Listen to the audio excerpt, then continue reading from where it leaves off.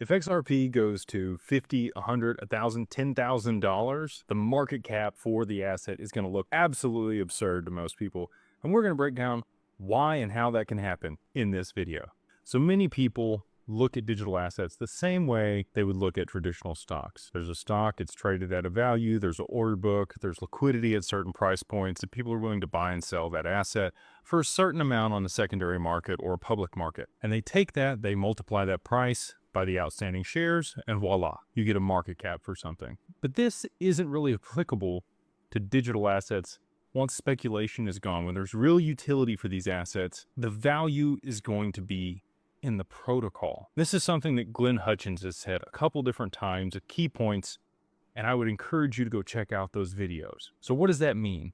If you had $1,000 XRP, it would be trillions of dollars in market cap. It would look absolutely ridiculous. And at $10,000, you have quadrillions as a market cap for XRP. So how is that possible? Well, the value of the asset is driven by the total transactions that are happening over the network or the protocol. What I could liken this to for most people that may have some relevance is imagine you sent $1 every single time you sent an email.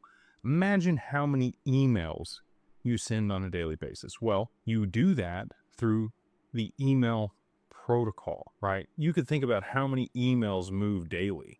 That market cap of that protocol, if it was moving value, would be astronomical. And that's how you should look at digital assets as well, because that's what they're doing.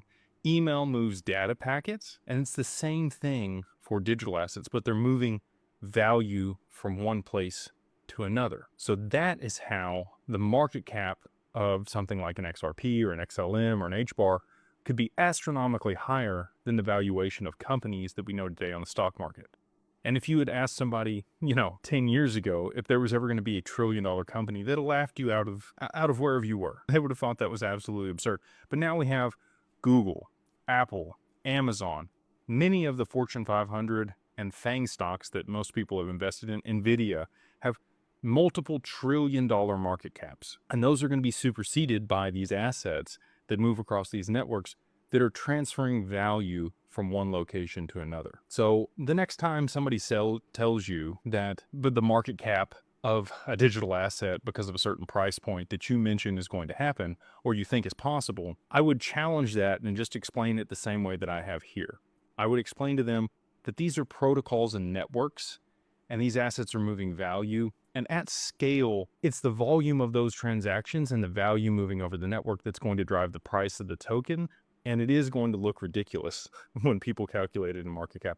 I actually think that there's going to be something else, some other metric that these networks are valued by that looks at the liquidity of the asset that's moving the value rather than the market cap like you would value a stock. And it almost always comes up when I'm having a conversation with somebody that's very familiar with markets or TradFi and has made multiple investments.